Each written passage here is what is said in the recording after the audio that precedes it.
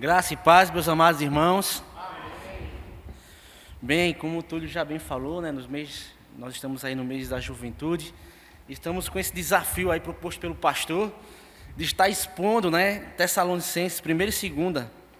E aí, Tarcísio fez aí a organização de quem seria os pregadores, a escala. Ele mandou para mim, né, dizendo assim, escolhe aí qual vai ser o teu dia. Aí eu disse, não, eu posso ser o segundo, só que não vi que para ser o segundo eu tinha que pegar o capítulo 2 e o capítulo 3. Olha que peça. Não foi culpa de Tarcísio não, né? Foi minha que não observei. Mas, irmãos, temos esse desafio aí. Nós vamos tentar expor aí os 2 capítulos, né? 1 Tessalonicenses capítulo 2 e capítulo 3, tá ok? Mas antes de mais nada, vamos orar ao Senhor, vamos elevar os nossos pensamentos a Deus, para que eu seja tão somente um canal onde Ele proclame a sua palavra, né? A glória é dele, que eu não venha nem tirar nem pôr, mas venha permanecer fiel ao texto, a fim de que ele seja glorificado. Então oremos nós. Pai, muito obrigado, Senhor, por esse momento onde nós aqui estamos, Senhor, com corações abertos para ouvir a tua voz. Te peço perdão pelos meus pecados, Senhor, que o Senhor me use como um mero instrumento nas tuas mãos, que da minha boca, ó Pai, saia tão somente a tua palavra, que o teu Espírito Santo agora me use, que eu não possa, ó Pai, nem ir além e nem ficar aquém, mas permanecer na linha do texto, a fim de que teu nome seja glorificado, o teu Espírito atue na vida da tua igreja, trazendo convencimento, trazendo convicção e fé. Assim eu te oro em nome de Jesus. Amém. Irmãos, diante do desafio que nos foi proposto, eu pensando em casa, eu achei por bem não expor o capítulo 2 e 3 na sequência, mas utilizando uma sequência cronológica do que Paulo tinha como intenção, de como foi o chamado de Paulo, o porquê Paulo foi para Tessalônica, a fim de que possamos ter essa dimensão cronológica, para que possamos assim assimilar os princípios estes que são eternos, né? E assim possamos também aplicá-los no nosso dia a dia. Então, irmãos, uma coisa que eu queria começar nesse momento é entender o porquê Paulo foi para Tessalônica. E uma coisa que nós devemos sempre ter em mente é que Deus é soberano, irmãos. Deus, Ele está no controle da história. A palavra de Deus nos diz que não se cai uma folha sequer sem que Ele permita. Então não foi diferente também, não é? Não foi por acaso, não foi uma ideia de Paulo, eu vou para Tessalônica, não. Mas nós vamos ver o texto aqui e entendermos como a soberania de Deus, ela dirige toda a história. Amém? Abra sua Bíblia, por favor, lá em Atos, capítulo 16. Nós leremos hoje o verso 9 e 10. Todos nós sabemos que o apóstolo Paulo, não é? Ele foi chamado pelo próprio Cristo, quando ele estava a caminho ali de Damasco. E ali ele recebeu esse chamado, e o próprio Cristo disse, olha, você vai passar agora, né, de perseguidor para perseguido, você vai sofrer por prol do Evangelho. E assim, Paulo entendeu ali o seu chamado e buscou cumprir aquilo que o Senhor o comissionou. E tudo que Paulo iria fazer, ou se propunha a fazer, ele primeiramente buscava entender de Deus qual era o seu propósito. Diante disso, vamos ler o texto. À noite, sobreveio a Paulo uma visão, na qual um varão macedônio estava em pé e lhe rogava, dizendo, passa a Macedônia e ajuda-nos. Assim que teve a visão, imediatamente procuramos partir para aquele destino, concluindo que Deus nos havia chamado para anunciar o Evangelho. Irmãos, esse texto nos relata, nos mostra aqui o direcionamento de Deus para Paulo, onde por meio de uma visão, Paulo vê um homem macedônico, dizendo, passa a Macedônia, ajuda-nos. E assim Paulo, de forma imediata, obedeceu a ordem do mestre, entendeu e obedeceu, e prontamente ele se preparou e foram, ele e Silas, não é? E uma coisa que nos chama a atenção aqui é a sensibilidade de Paulo em ouvir e entender o que Deus fala. Entende, irmãos? A gente precisa estar atento ao que Deus fala. E Paulo, quando ouviu a voz de Deus e no seu coração ele entende que é a voz de Deus, ele prontamente obedece. E a obediência, na sua forma completa, ela se dá em 3 aspectos. No aspecto de ser imediata, de ser interna, ou seja, com alegria, e completa. A obediência a Deus, ela não é simplesmente um ato simples e acaba por ali. Não, a obediência a Deus, ela está em cumprir de forma interna, com alegria, está em ser de forma imediata, ou seja, muitas vezes Deus fala no nosso coração como o profeta Jonas, né? Vá a Nínive. Eu não vou. Não obedeceu, porque não foi com alegria, não foi de forma interna. Ele obedeceu depois, mas prontamente nós vemos aqui a sensibilidade de Paulo em ouvir a voz de Deus e em obedecer. Sabendo disso, Paulo segue viagem. Ele passa lá, primeiro por Filipos, depois ele vai para Tessalônica, depois ele vai para Bereia. Mas, tomando a linha cronológica, depois que ele tem essa visão, ele vai e segue viagem. Depois de Filipos, ele vai para Tessalônica, e é onde nós queremos agora ler o texto, que se encontra lá no capítulo 17, a partir do verso 1.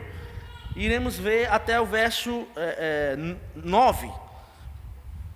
Então, depois que Paulo teve a visão, ele vai para Tessalônica, passando por Filipos, depois para Tessalônica. E diz assim o texto: tendo passado por Anfípolis e Apolônia, chegaram em Tessalônica, onde havia uma sinagoga de judeus. Paulo ali, segundo o seu costume, foi procurá-los, e por 3 sábados arrazoou com eles acerca das Escrituras, expondo e demonstrando ter sido necessário que Cristo padecesse e ressurgisse dentre os mortos. E este dizia: Ele é o Cristo, Jesus, que eu vos anuncio. Alguns deles foram persuadidos e unidos a Paulo e Silas, bem como numerosa multidão, gregos, piedosos e muitas distintas mulheres. Então aqui Paulo, seguindo o chamado de Deus, segue para Tessalônica, e ali, como de costume de Paulo, a primeira coisa, quando ele chegava em um lugar, em uma cidade, ele procurava a sinagoga judaica. E ali ele estava razoando, ele estava ali explicando, trazendo as razões e motivos pela qual Cristo deveria sim, era necessário, a necessidade de Cristo ter padecido, ter morrido e ter ressuscitado. Uma discussão teológica profunda, uma vez que ele estava ali falando para judeus, homens que sabiam das Escrituras. Então ali Paulo estava razoando, utilizando as próprias Escrituras, para trazer essa perspectiva da necessidade de Cristo ter morrido e de Cristo ter ressuscitado. E depois disso, percebam que o texto diz no verso 4 que muitos seguiram a Paulo e Silas, mas não só judeus, também gentios, e ele fala também muitas mulheres distintas. Porém, o que acontece diante desse cenário? Alguns judeus, eles se levantam, movidos por inveja, e começam a travar ali uma perseguição a Paulo. Na igreja de Tessalônica ali, essa igreja recém-formada, Paulo constituiu essa igreja aqui, e esses judeus se levantam por inveja e começam a perseguir. O texto, no verso 5, ele diz o seguinte: os judeus, porém, movidos de inveja, já trazendo consigo alguns homens maus, dentre a malandragem, ajuntando a turba, alvoroçaram a cidade e, assaltando a casa de Jasão, procuravam trazê-los para o meio do povo. Então, o que eles fizeram? Jasão era aquele homem que estava hospedando ali Paulo e Silas. Então eles foram lá na casa de Jasão, não encontraram eles lá, não encontraram Paulo e Silas, que ali estavam pregando o evangelho, não é? Mas eles foram lá, ainda prenderam Jasão. O texto continua, não é? E você vai ver depois que ele é preso, e depois ele teve que pagar até uma que nós chamamos hoje de fiança para poder ser solto. E aí Paulo foge da cidade, teve que sair da cidade, certo? Eu creio que quando Deus ele chama um pastor, sabe, ele coloca amor pelas ovelhas. E pastorear está atrelado a cuidar, a ensinar, a instruir. Quando o pastor se propõe a pregar a palavra, ele não só simplesmente está trazendo uma informação, não. A palavra de Deus, quando é pregada, ela traz 3 aspectos importantes. Ela traz instrução, ela exorta o seu povo, como também ela traz encorajamento e conforto, consolo. Quando a palavra é pregada, ela tem esses aspectos. E aqui, Paulo funda essa igreja, mas passa pouco tempo e teve que sair de uma forma inesperada, corrida. Mas, como eu disse, Deus coloca amor pelas ovelhas, ó pastor, e Paulo se preocupa com isso. Paulo se preocupa, como é que ficaram esses irmãos? Tive que sair de forma repentina por causa da perseguição, mas eu me preocupo com eles, porque eles são ainda imaturos, eles precisam ainda receber instrução, eles precisam ainda serem exortados, talvez em algumas práticas. Nós vimos no capítulo 1 que a igreja de Tessalônica é uma igreja vibrante, uma igreja que entendeu a mensagem do Evangelho e que praticava. Mas aqui Paulo não tinha isso ainda, não sabia de como estava a situação de Tessalônica. E agora, irmãos, nós vamos voltar para o texto, tá certo? De Tessalonicenses. E vamos ler agora, diante desse preâmbulo que até agora nós fizemos, não é? Diante dessa inquietação de Paulo em saber como os tessalonicenses estavam, diante dessa preocupação genuína, não é? Onde um pastor que cuida das ovelhas, que se importa com as ovelhas, quer saber como elas estão para poder direcionar, instruir, não é? Exortar, não é? Então vamos pular agora para o capítulo 3, para vermos diante disso que eu falei agora, a inquietação de Paulo e o que ele fez para ter informações dessa igreja. Então, a partir do verso 1 do capítulo 3, diz assim o texto: pelo que não podemos suportar mais o cuidado por vós, pareceu-nos bem ficar sozinhos em Atenas e enviarmos nosso irmão Timóteo, ministro de Deus no Evangelho de Cristo, para em benefício da vossa fé, confirmar-vos e exortar-vos. Olha só, olha o cenário aqui que está sendo montado agora. Paulo, certo? Estava em Atenas, juntamente, dá a entender que Timóteo estava com ele. O amor, o cuidado que Paulo tinha por eles, diz assim, parece-me bem agora eu ficar só aqui e mandar Timóteo, a fim de fazer o quê? Confirmar-vos e exortar-vos, instruir vocês. Entende? Era uma igreja nova, uma igreja que precisava de instrução. Era uma igreja que precisava ali ser exortada. E o que é que Paulo faz? Ele fica só e manda Timóteo. Alguns teólogos dizem que Paulo não foi devido ao que aconteceu anteriormente. Faz sentido? Faz, mas o texto não deixa claro. Mas Paulo envia Timóteo, preocupado com a igreja. E ele diz, a partir do verso 3, continuando o texto: a fim de que ninguém se inquiete com estas tribulações, porque vós mesmos sabeis que estamos designados para isso. Ou seja, o que aconteceu com Paulo quando estava pregando em Tessalônica? Ele foi perseguido. Também havia uma perseguição também naquela igreja. Os judeus que ali se levantaram, os injustos, né? Eles estavam perseguindo a igreja, eles combatiam aquilo que Paulo pregava, não é? Então, sabendo disso, Paulo envia Timóteo. Mas Paulo, ele deixa claro que os irmãos que ali ficaram em Tessalônica também já tinham ciência disso. E sabiam também da possibilidade da perseguição que estava sendo imposta na igreja. Então, Paulo continua dizendo, no verso 4: pois quando ainda estávamos convosco, predissemos que íamos ser afligidos, o que de fato aconteceu, e é do vosso conhecimento. No verso 5, Paulo continua dizendo assim: foi por isso que, já não me sendo possível continuar esperando, mandei indagar o estado da vossa fé, temendo que o tentador vos provasse e se tornasse inútil o nosso labor. Eis aqui o motivo que moveu o coração de Paulo para mandar Timóteo diante desse cenário, para cuidar dos irmãos, para instruir os irmãos. Porque no início de nossa fé, não é? Paulo temia que o tentador pudesse ali desviar os irmãos, pudesse de alguma forma interferir na fé dos irmãos. Mas, muito pelo contrário. Aquela mensagem que Paulo pregou, a palavra de Deus, nós vamos ver isso logo mais, adentrou no coração desses irmãos, a ponto de tornar a sua fé inabalável, a ponto de estarem firmes, mesmo em meio à perseguição. E sabe, qual é o maior desejo de um pai, na minha concepção, e olhando para a Bíblia? É quando o filho, ele é um filho obediente. Na nossa concepção cristã, quando o filho, ele teme a Deus, quando o filho, ele busca fazer a vontade de Deus. E Paulo vai falar desse sentimento, meio que maternal, meio que paternal também, para com a igreja de Tessalônica. E as notícias que Paulo tem alegram o seu coração. Veja o que vai dizer agora a partir do verso 6.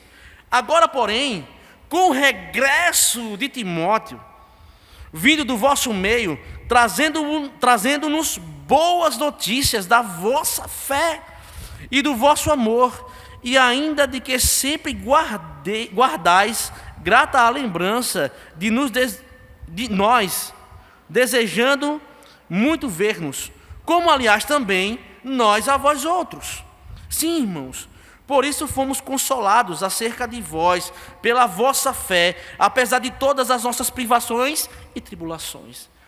Que mensagem maravilhosa!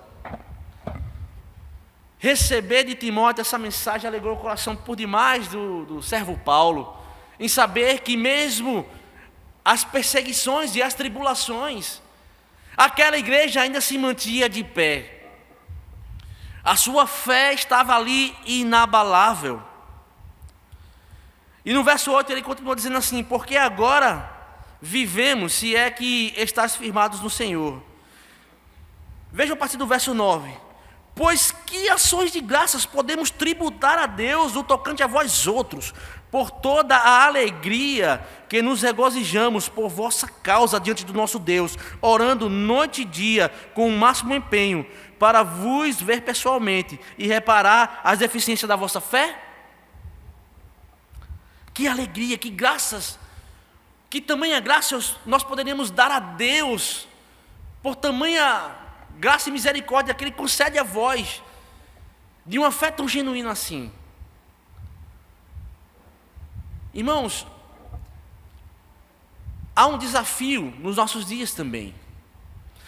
Desafio este de, no ato da proclamação do Evangelho, buscarmos primeiramente falar a palavra de Deus, não para agradar a homens, mas para a glória de Deus.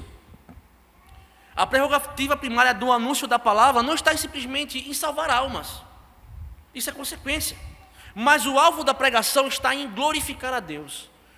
A base da pregação é Cristo Jesus. E quem faz a atuação do convencimento é o Espírito Santo de Deus. Quando Paulo, ele prega o Evangelho, ele não vai simplesmente trazer notícias que lhe agradem às outras pessoas, muito pelo contrário. Esse aí foi o motivo de muitas vezes Paulo ser perseguido. E isso, quando nós entendemos isso, nós percebemos que a mensagem do Evangelho, ela encontra guarida nos corações de forma genuína, quando a palavra é pregada sem arrodeios, preparando o povo para a perseguição, preparando o povo para a dificuldade, preparando o povo para passar pela dor, porque de fato, irmãos, diante das tribulações, a esperança está em Cristo Jesus. Sabe por quê? Porque Ele venceu tudo isso. E onde eu quero chegar com essa palavra? Os tessalonicenses entenderam isso. Eles não olhavam para o que estava acontecendo ao seu redor, mas diante daquela palavra pregada por Paulo, eles mantinham a sua esperança viva no Supremo Redentor Jesus Cristo. E agora, seguindo essa linha cronológica, não é? Nós vimos aqui o motivo de Paulo ter ido, não é? Deus está no controle de todas as coisas, então Deus manda Paulo ir para Macedônia. Nós vimos ali o que aconteceu na Macedônia. Paulo ali chega, começa a pregar o Evangelho, vai nas sinagogas, pessoas se convertem, a igreja ali é instituída, há uma perseguição, Paulo teve que sair. Vimos também que Paulo se preocupou com os irmãos que ficaram, porque a igreja era uma igreja recém-formada, uma igreja que precisava de instrução, de exortação. Tá? E aí Paulo envia Timóteo. Depois disso, Timóteo volta e Paulo escreve a carta, né? Em Tessalonicenses. Mas aí, irmãos, nós vamos ver como é que se deu essa forma de pregar o evangelho lá. Como é que Paulo, ele convivia no meio dos Tessalonicenses. Qual era o sentimento que Paulo tinha para com estes. E aí, a partir do verso 1 do capítulo 2, vamos ler.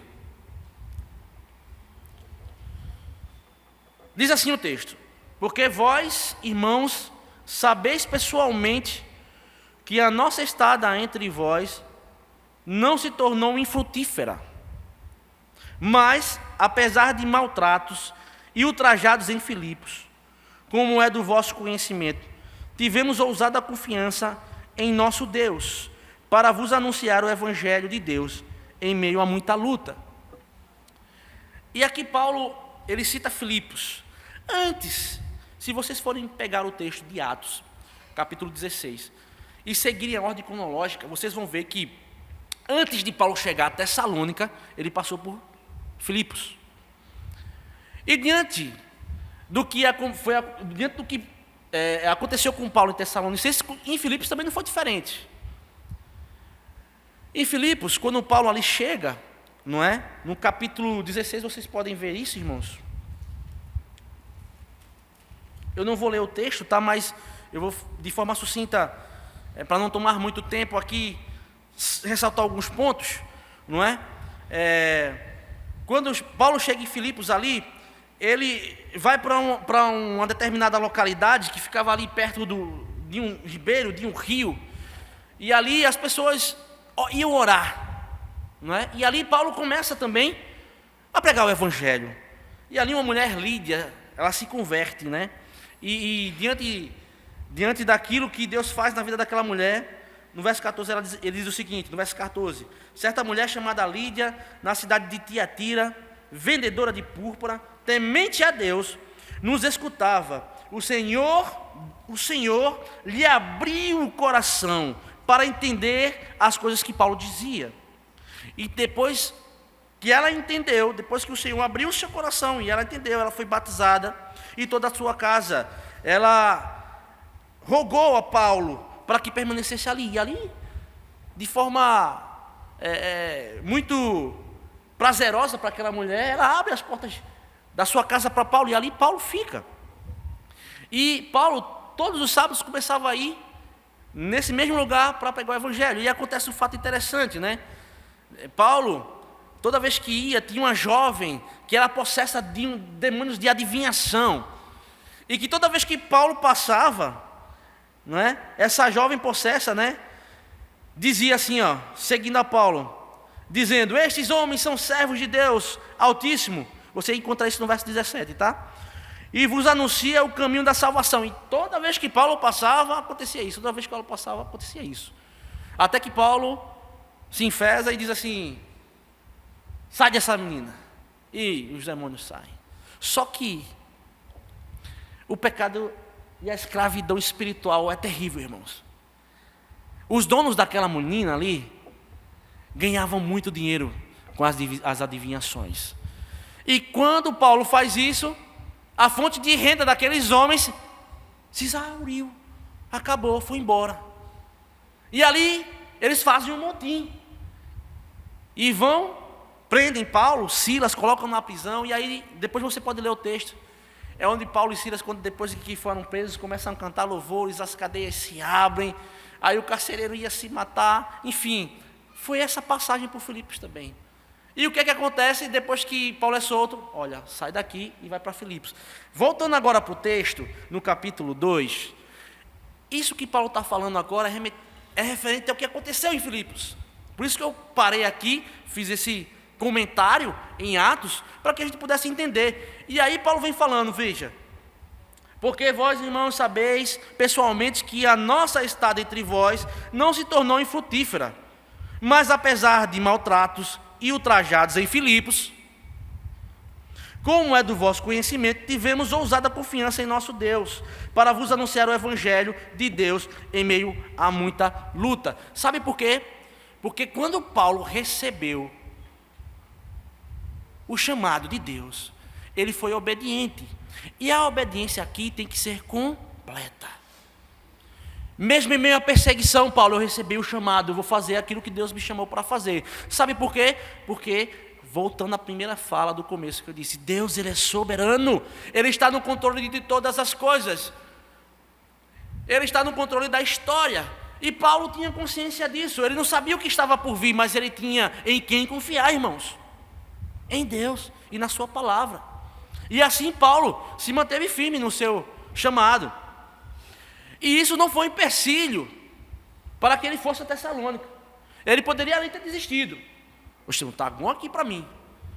Já fui perseguido, maltratado, já levei chibatada. Mas não, ele entendeu o propósito. Então, nesse intuito, irmãos, Paulo começa a falar, a contextualizar ali os Tessalonicenses sobre tudo aquilo que ele passou, e que mesmo assim, a estadia dele lá, mesmo por um curto período de tempo, não foi infrutífera. Mas por que não foi infrutífera? Vamos continuar lendo o texto e vamos descobrir por que não foi infrutífera. Pois a nossa exortação não procede de engano, nem de impureza, nem se baseia em dolo. Pelo contrário, visto que fomos aprovados por Deus a ponto de nos confiar o Evangelho, assim falamos não para que agrademos a homens, e sim a Deus que prova o nosso coração. Sabe o que Paulo está falando aqui? De um princípio. Quando se prega a palavra, o princípio não é agradar a homens não, irmãos. O princípio está em glorificar a Deus. O princípio está, o alvo da pregação está em glorificar a Deus, baseando todo o processo no sacrifício redentivo de Cristo Jesus, porque é Ele que restaura, é Ele que redime, e no poder do Espírito Santo de Deus. Quando o coração está em agradar a Deus, em louvar a Deus da pregação, nós vemos o mover de Deus no meio do povo. Nós vemos o mover de Deus restaurando vidas. Que maravilha isso! Nós vemos o poder de Deus, assim como aconteceu em Tessalônica. Irmãos que adoravam a outros deuses, a outros ídolos, tinham práticas terríveis, imorais, passando agora a viver uma vida piedosa, passando assim a serem perseguidos, irmãos, porque essa mensagem, ela é profunda, ela abre, é um descortinar que nos possibilita enxergar não só o que está na nossa frente, mas enxergar a tudo aquilo que está ao nosso redor. Eu gosto muito da frase de C.S. Lewis, quando ele fala sobre o cristianismo, né? A perspectiva do cristão, a cosmovisão cristã, né? Ele fala que acredita no Evangelho de Cristo, assim como ele vê o pôr do sol, não simplesmente porque ele consegue vislumbrar aquela visão magnífica, né? Eu não sei se os irmãos já tiveram a oportunidade de ver o nascer do sol ali de frente para o mar, né? Uma vez a gente com a juventude, a gente ia num acampamento, me recordo bem, e alguns jovens se levantaram pela manhã para ir ver o nascer do sol. Parece que aquela bola de fogo está saindo, né? E C.S. Lewis utiliza essa imagem, né, para dizer assim: olha, eu simplesmente não creio, eu creio no Evangelho assim como não simplesmente eu vejo o pôr do sol, eu consigo vislumbrar o pôr do sol, ver aquela imagem, mas porque quando o sol vai nascendo, a luz ela vai irradiando ao nosso redor, e nós conseguimos também enxergar o que está ao nosso redor, sabe? Por essas lentes de Deus, por essas lentes que nós acabamos de colocar aqui, que é a lente do cristianismo. A ponto de nós olharmos para as dificuldades da vida e seguirmos assim como Paulo na cadeia, cantando louvores a Deus. firme nas promessas do meu. Cantarei ao meu Criador, vivo pelos séculos. O quê? Firme nas promessas de Jesus. Firme, firme, firme nas promessas de Jesus, meu mestre. Firme, firme, sim, firme nas promessas de Jesus. Amém, aleluia, irmãos. Ele não pregava para agradar a homens, mas ele pregava para a glória de Deus. Verso 5 diz: a verdade é que nunca usamos de linguagem de bajulação, como sabeis, nem de intuitos gananciosos. Deus disto é testemunha. Também jamais andamos buscando glória de homens, nem de vós, nem de outros. Embora pudéssemos, como enviados de Cristo, exigir de vós a nossa manutenção, todavia nos tornamos carinhosos entre vós, qual a ama que acaricia os próprios filhos. Percebe aqui o amor e o cuidado que Paulo estava tendo com aquela igreja? Como uma ama, sabe? Como uma mãe que cuida dos filhos de forma carinhosa, não é? Uma mãe jamais quer receber de um filho pelo carinho que ela dá. Muito pelo contrário, ela se dispõe a amar, ela se dispõe a acariciar o seu filho, porque ela quer o seu bem. E esse é o sentimento que Paulo expõe aqui. Olha, Tessalonicenses, eu amo vocês, eu quero o melhor para vocês, não é? E é essa é a forma que Paulo aqui expõe o Evangelho. Por isso, irmãos, que essa passagem por Tessalônica não foi infrutífera, porque Paulo estava fazendo para ele, para a glória dele, para a glória do Senhor Jesus, para a glória de Deus.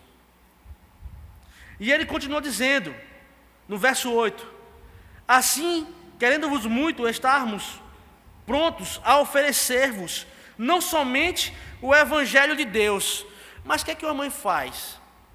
Uma mãe, ela abdica da sua vida também.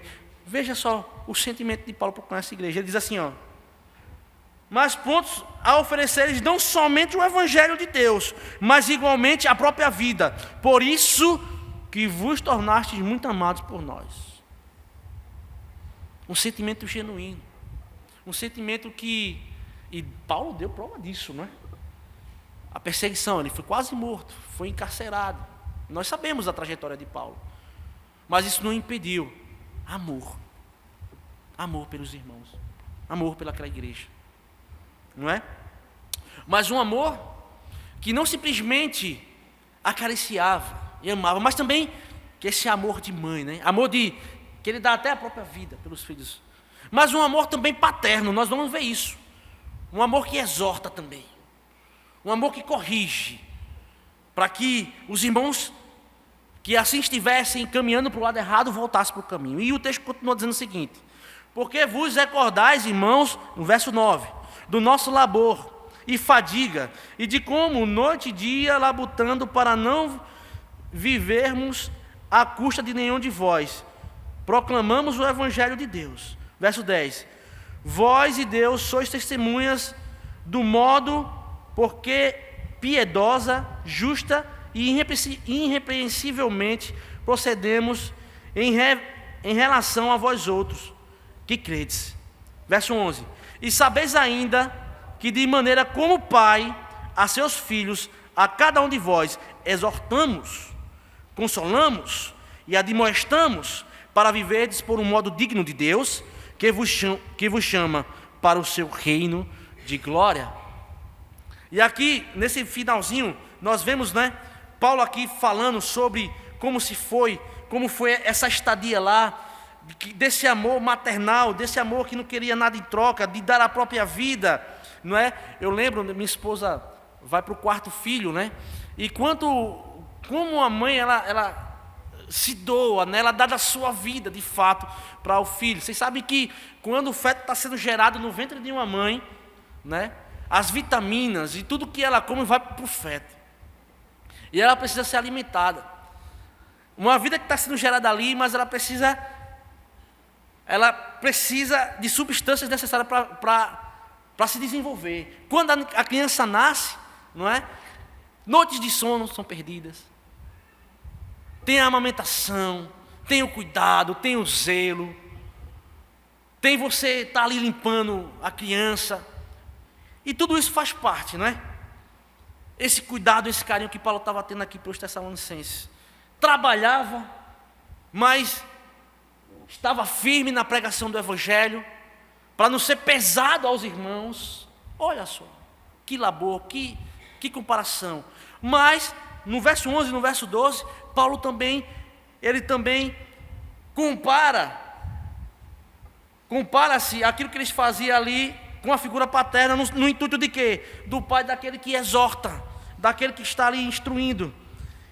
Ele diz no verso 11, sabeis ainda de que maneira como o pai a seus filhos, a cada um de vós, exortamos. Paulo ali, ao ver aquela jovem igreja, muitas vezes caminhando para um lado errado, diz, epa, não é por aí. Venha, a palavra diz assim. Epa, filho, não é por aqui. O caminho é este. Deixe os ídolos, deixe a idolatria. Viva uma vida digna. Viva o ensinamento de Cristo. Se bater numa face, dê a outra. Ame seu inimigo. É assim o Evangelho. Vai ser perseguido, ore pelos que vos perseguem. Esse é o Evangelho. Esse é o Evangelho que transforma. Irmãos, e isso teve um resultado, irmãos. Aqueles irmãos ali entenderam e buscaram fazer aquilo que Paulo dizia. E a ponto de, veja o que Paulo vai dizer agora, nesse processo de tribulação ali que estava se passando, de perseguição também em meio àquela igreja.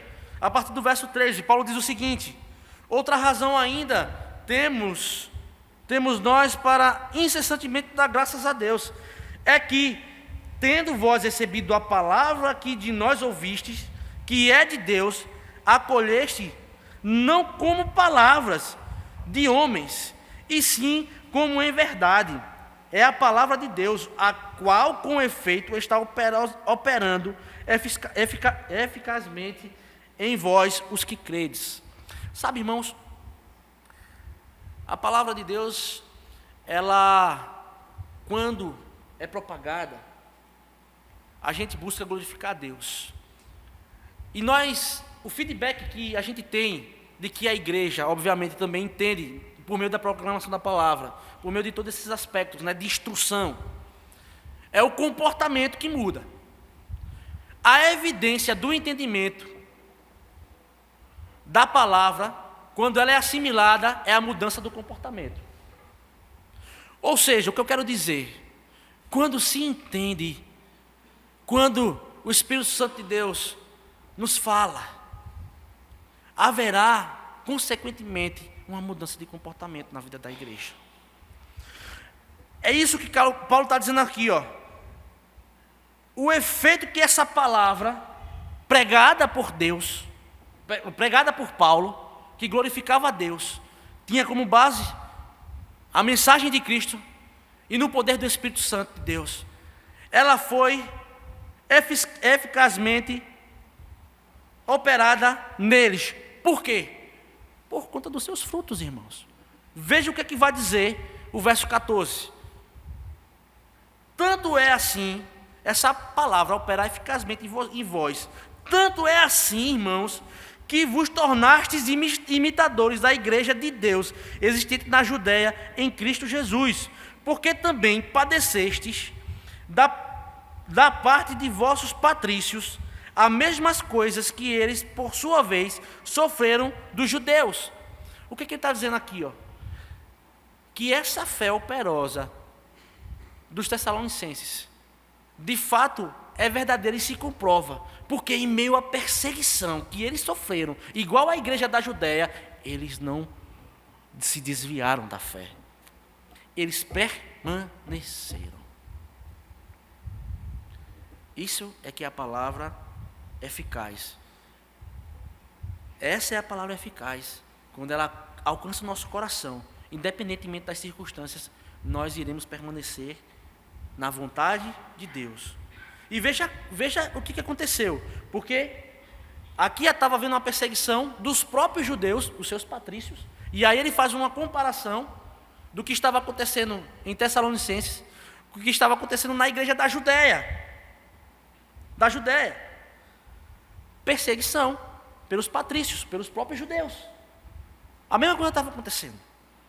No verso 15, ele vai dizer o seguinte: os quais não somente mataram o Senhor Jesus e os profetas, como também nos perseguiram, e não agradam a Deus, e são adversários de todos os homens, a ponto de nos impedirem a falar aos gentios, para que estes sejam salvos, a fim de irem enchendo sempre a medida de seus pecados.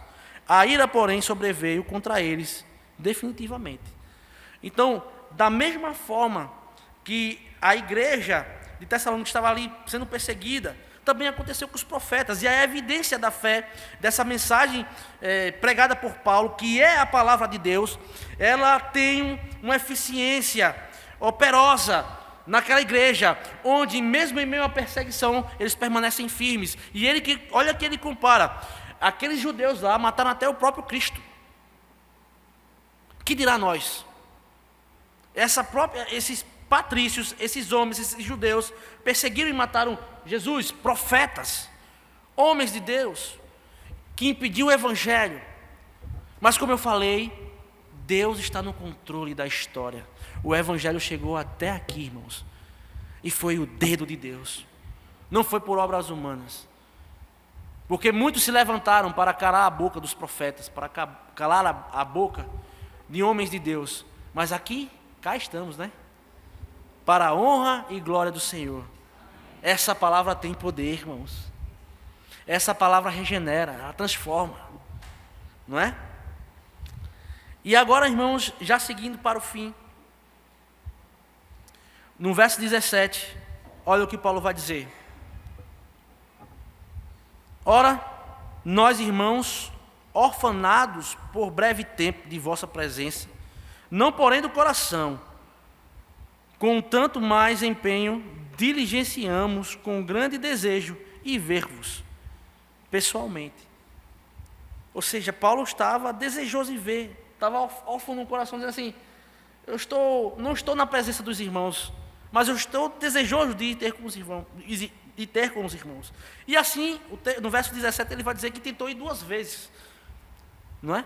Por quê? Porque, veja, aquele que ama, o sentimento de um pai, de uma mãe, naquilo que cabe às suas funções, não é? E aí eu queria fazer um paralelo aqui, só para que a gente possa entender, né? Quando nós olhamos para Deuteronômio capítulo 6, que é o Shema, ali Deus, há uma instrução para o povo de Deus, que as orientações, o ensino, não é? Da palavra, ela deve ser de forma contínua, no dia a dia, seja no sentar, seja no levantar, seja no caminhar. Então, eis aí esse sentimento de um pai, de uma mãe, que quer estar próximo do filho, para que ele possa observar, ver o que está acontecendo, para que ele possa instruir, para que ele possa direcionar, exortar. Esse é o sentimento de Paulo, de querer estar junto daquela igreja para poder direcioná-los, né, no caminho que se deve andar. E aí Paulo fala isso: olha, eu tentei ir até vocês, por 2 vezes tentei ir até vocês, mas fui impedido. O verso 18 ele diz isso: por isso quisemos ir até vós, pelo menos eu, Paulo, não somente uma vez, mas 2, contudo Satanás nos barrou o caminho. Pois quem é a nossa esperança, ou alegria, ou coroa em quem exultamos na presença do nosso Senhor Jesus em sua vinda? Não sois vós? Sim, vós sois realmente a nossa glória, a nossa alegria. E aqui nós vemos também esse sentimento meio paternalista, maternal de Paulo, né? De saber, de ter notícias maravilhosas daquela igreja, de saber que eles permaneciam firmes. E ele diz assim: olha, a nossa esperança, quando Jesus voltar, a nossa glória, quem será? É vocês, que estão aí firmes, obedientes na palavra de Deus.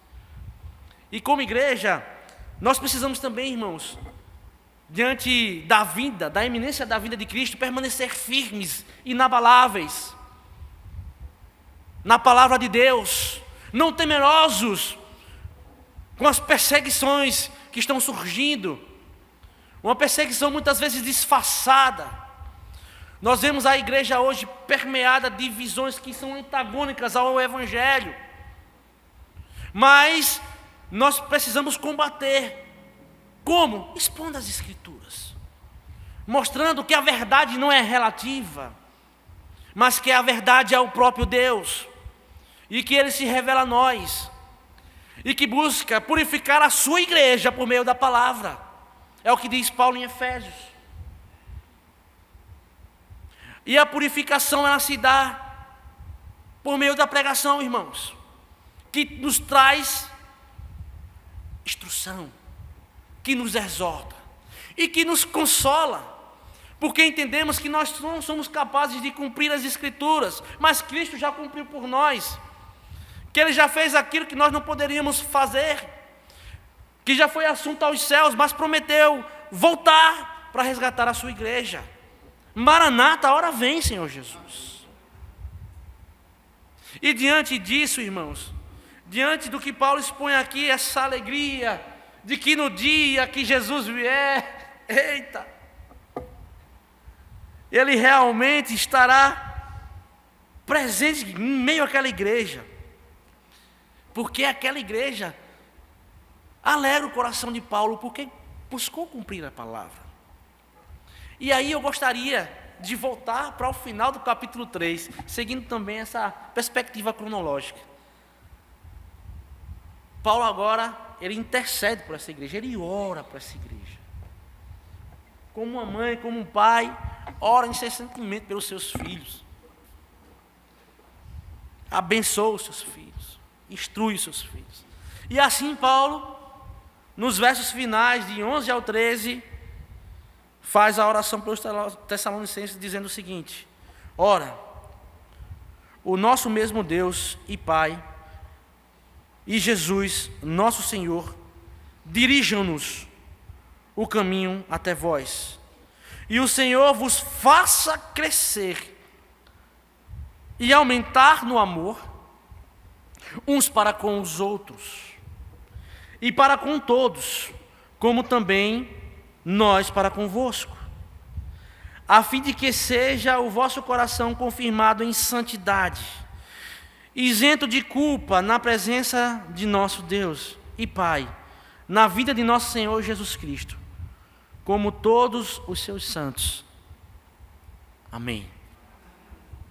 Então, irmãos, a oração de Paulo para aquela igreja é que o amor deles aumentasse.